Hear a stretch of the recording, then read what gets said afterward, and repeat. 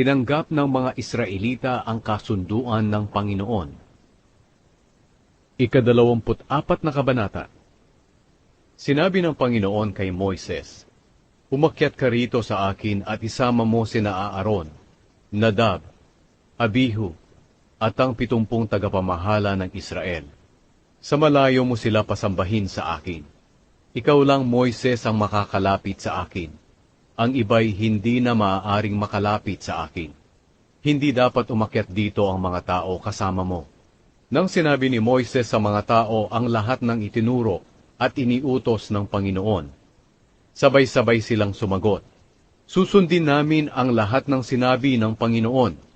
At isinulat ni Moises ang lahat ng sinabi ng Panginoon. Kinaumagahan, bumangon si Moises at nagpatayo ng altar sa may paanan ng bundok, at naglagay siya ng 12 haliging bato na kumakatawan sa 12 lahi ng Israel. Pagkatapos, inutusan niya ang mga kabataang lalaki na mag-alay sa Panginoon ng mga handog na sinusunog, at mag-alay din ng mga toro bilang handog para sa mabuting relasyon sa Panginoon. Kinuha ni Moises ang kalahati ng dugo at inilagay ito sa mga mangkok, at iwinisik sa altar ang kalahati. Kinuha rin niya ang aklat ng kasunduan at binasa ito sa mga tao. At sumagot ang mga tao, "Susundin namin ang lahat ng sinabi ng Panginoon. Susundin namin siya."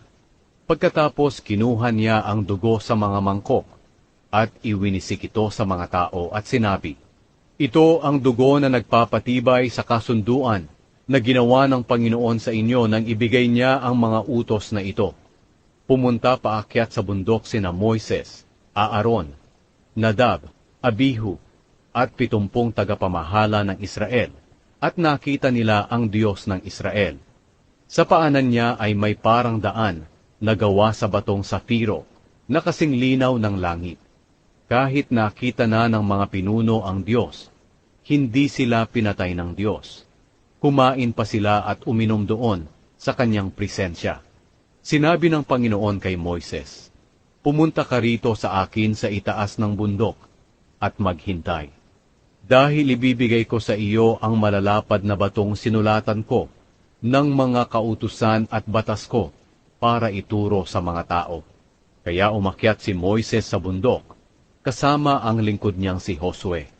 Bago sila umakyat, sinabi ni Moises sa mga tagapamahala ng Israel, "Hintayin niyo kami rito hanggang sa makabalik kami. Maiiwan dito sina Aaron at Hur, at kung may problema kayo, lumapit lang kayo sa kanila." Pagdating ni Moises sa itaas ng bundok, natakpan ng ulap ang bundok, at bumaba ang makapangyarihang presensya ng Panginoon sa bundok ng Sinai. At sa loob ng 6 na araw, natakpan ng ulap ang bundok. Sa ika-7 araw, tinawag ng Panginoon si Moises mula sa ulap. Kaya pumasok si Moises sa ulap, habang papaakyat pa siya sa bundok. Nagpaiwan siya roon sa loob ng 40 araw at 40 gabi. Para sa mga Israelitang nasa ibaba, parang apoy na naglalagablab ang makapangyarihang presensya ng Panginoon sa tuktok ng bundok.